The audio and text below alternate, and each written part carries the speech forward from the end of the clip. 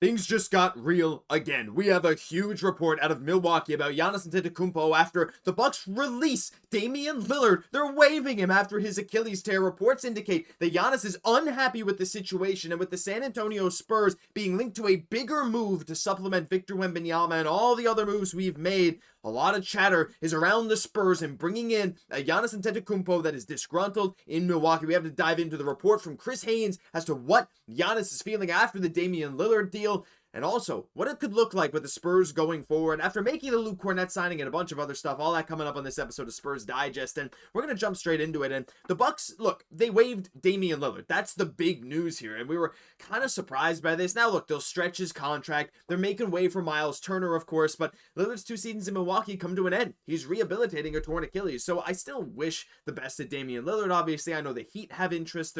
He's going to land somewhere. He's going to rehab. It's going to be great. He's going to get paid. That's fine.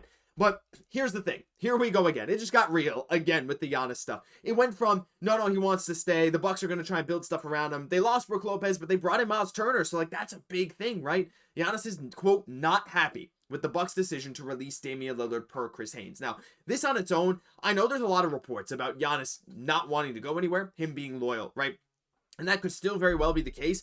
But again, we're hearing more and more rumblings every single day. And this is just the latest little bit in this Giannis saga. And you see Spurs reporters saying as well, the Spurs, Heat, Rockets, and Knicks, now this comes from Brian Windhorst, they've been quietly positioning themselves for a potential run at Giannis Antetokounmpo per Brian Windhorst. As Spurs reporters stated earlier, though, insiders believe the league itself would like to see Giannis in New York. I don't care what the league itself wants, to be honest. I don't think that will make much of a difference in the Giannis sweepstakes. But again, when we're looking at the Spurs now, we didn't get Kevin Durant, right? That was a thing that we were like, maybe we want it, but we had our trade package and we stuck to it.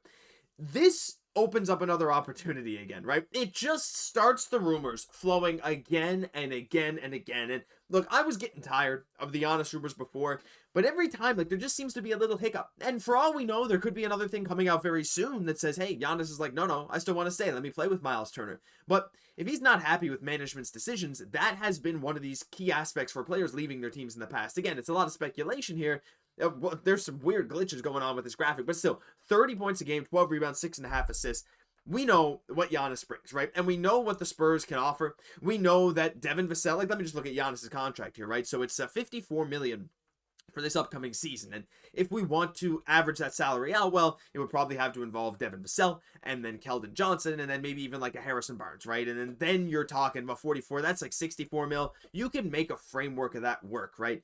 But the question is, again, if you're Milwaukee, you're probably asking for Stephon Castle, blah, blah, blah. So to me, it got real in the sense that Giannis could very well become available again, right? But is it actually real for the Spurs to go after him? My gut reaction was no, but I want to bring up one more point, and it's a maybe, because we remember now from Shams, right? After this Kevin Durant stuff kind of fell through, Shams came out and said the Spurs could hold off on Kevin Durant and stockpile assets for a bigger star. Quote, I think they're going to really be stocking their assets for potentially a bigger move, a bigger player, someone who may fit their timeline. And fitting your timeline, look, Giannis, he's he's not young. He's not like he's 25 years old anymore, but he does fit the window, especially on his current deal, to try and get a championship with the Spurs. Again, player option in 27-28. He could opt out of that at 63 mil. He could get a longer term extension at that point. But, when it comes to Giannis moving, the Spurs, there's not many teams that could offer more than them. Now, here's the problem, right? When we were talking about Giannis before, we were talking even before the lottery, your Spurs first round pick, but then we had number 2 overall. We had Stephon Castle. So even though a lot of Spurs fans have now brought back this Giannis hype train, I'm still very cautious on this, because you have to imagine, unless Giannis does something like Kevin Durant did and says, I want to go to X team, and then the Suns kind of have no choice but to okay, we got to try and maneuver it here. Now, Giannis isn't going to it's not about the extension for him, because he's under contract for two years plus a player option, so 3. But if Giannis says, I want to go to this place, the Bucks lose a lot of leverage. And I think that's the only world where the Spurs could still make this trade. Because, again, they're going to ask for, at the minimum, Stephon Castle, if not Dylan Harper, if not, a package of Devin Vassell, Keldon Johnson, Harrison Barnes, and, some future draft capital is just not going to swing a trade for Giannis Antetokounmpo for the Milwaukee Bucks. It just isn't. When you look at the way they're building their team, they're bringing a lot of their core guys back. Some like Kevin Porter Jr. signed. They just brought in Miles Turner, and and Lillard is gone. And if Giannis is going too, they probably want to go into more of a full rebuild mode, right? Because there's not a ton of young talent over there. So if they're moving on from Giannis, that signifies one clear mission. It signifies a rebuild or at least retool with younger players, which means Stephon Castle, Dylan Harper would absolutely have to be involved. And that's where I'm drawing the line. I'm saying there's no shot. Like, there's no need for the Spurs to go out and do that, because as much as Giannis is amazing, and he would probably make us finals, if not, championship contenders this year, you'd be stripping down your team for a couple of years of Giannis. And when we were talking Kevin Durant, I was a lot more on board with that because, one, I think Kevin Durant's play style fits a lot better with the San Antonio Spurs. I don't think anyone else is going to deny that. Yeah, Giannis is straight up like a top 3 player in the entire world and could be the best player any given night, but he doesn't help the Spurs spacing issue that is just horrendous. I mean, if we look at this team, like, we don't have spacing. Crazy that they have Dylan Harper starting over Stephon Castle on ESPN there. That's a bit wild, but like, where's the spacing here? Our best shooter is Harrison Barnes, and then Devin Vassell, and then, well, other than, like, Champagnie or something off the bench, but, like,